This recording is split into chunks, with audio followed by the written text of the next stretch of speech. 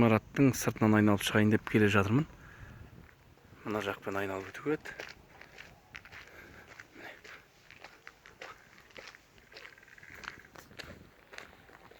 17-ші ғасырда тұрғызылған ғимарат. Кезінде кіреш жорығын көрген ғимарат қой, не дегенмен.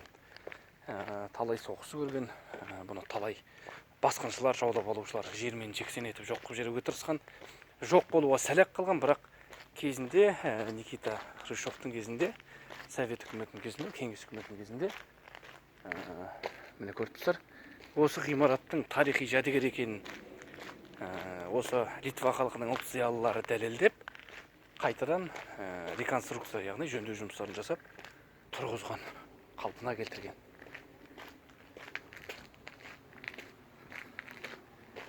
Судың деңгейі мынау тұсқа дейін көтерілетін болған ғой. Байқап тұрған болсаңыздар, міне бізде қайыңдар өсіп тұрған. Аралап айналып шығайын, енді қанша уақытымды алып жатыр. Кеш болып қалды, сағаттар 6 болды. Осы жергілікті уақытпен біздің Қазақстанның уақытымен 9 дәл қазір.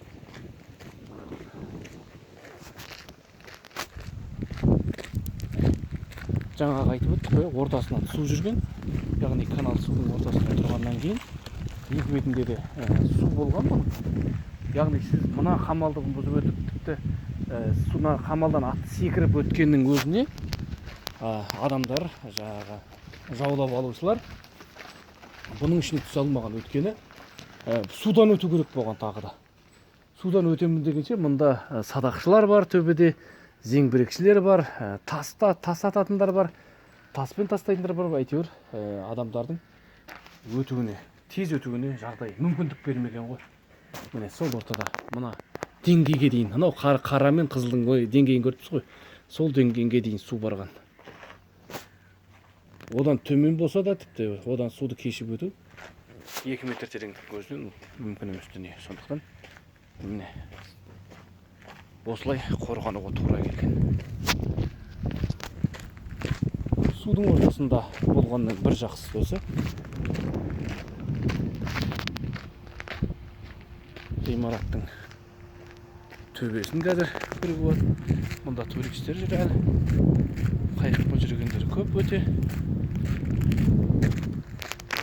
Қазір мынаның төбесіне мен екінші бетінен айналып келе жатырмын.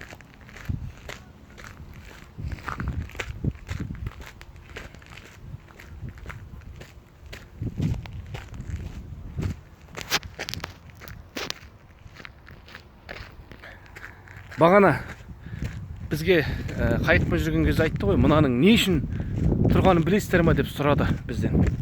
Және көбісі білмей жатты. Менің оқығаным бір еді, тарихтардан туалеттер сол кезде ғимараттың сыртында болғанда, және бірден ол осылай жерге тасталатын болған. Қазір көрейік. Міне. Мынау кезіндегі дәретханалар ғой, былайша айтқанда. Сол жерде жүрміз. Өз көзіммен көруге арнайы келдім. Осы ғимаратты айналуға шешім қабылдағандағы бір мақсатым да осы еді.